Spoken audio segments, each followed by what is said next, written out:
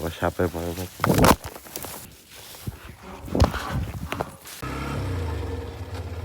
আসসালামু আলাইকুম।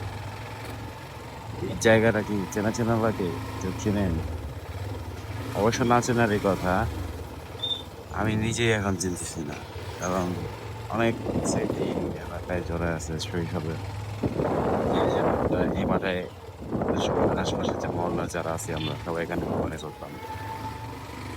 আর এখন যে রাস্তা দিয়ে যাচ্ছি, আজ থেকে ২, ৪, ৫, ৪ বছর আগেও এরকম রাস্তা ছিল না। কারণ এখানে পুরা ২ পাশে ঘন জঙ্গল।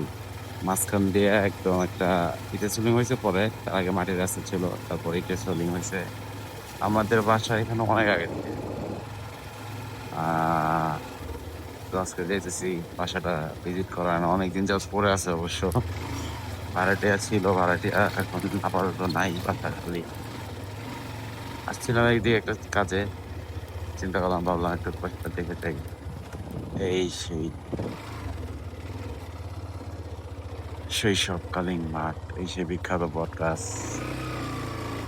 রাস্তাটা মনে হয় আগের মতো এখন আর ব্যবহৃত হয় না। আগে তো এইরকম মাটির ট্রাক, ইটের ট্রাক সারাদিন রাত ২৪ ঘন্টাই এখান দিয়ে চলতো। এই ট্রাক নিয়ে আমার অনেক স্মৃতি আছে। এ ইস! বাসা পুরো জঙ্গল হয়ে আছে। যাই দেখি ভিতরে যাই। কি অবস্থা দেখে আসি।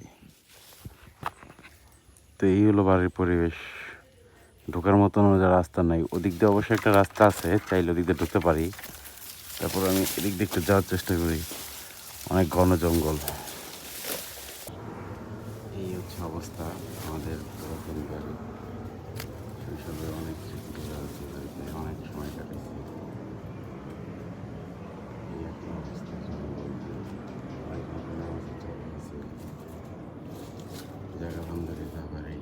আমাদের দেখতে এসে ভালো লাগতেছে, কিন্তু অবস্থা রান্না করছিল এখানে রান্না বন্ধ করে রেখেছে। অনেক দিকে রাস্তা ছিল, রাস্তাটা বন্ধ হয়ে গেছে। সামনের দিক দিয়ে যাওয়া আসা করা হবে, কিন্তু জঙ্গল হয়ে আছে পুরা। এই ফাইনালি তালা জং ধরে গেছিল, জং ধরা তালা ভেঙে ঢুকলাম। শৈশবের সেই সময় কাটানো বাড়ি, যদিও এর ভিতরে বিলাসিতা বা অন্য আরামায়েশের মতন কিছু নাই। খুবই সিম্পল, একদম সাধারণ, কিন্তু শান্তি ছিল তখন, অন্যরকম একটা মানসিক শান্তি ছিল যা এখন পাওয়া যায় না। তো কাজ শেষ, চিন্তা করলাম যাওয়ার আগে আপনাদের সেই বটগাছটি দেখাই। এই সেই বটগাছ, এখানে টপ থেকে কত ঝাপাঝাপি করছি।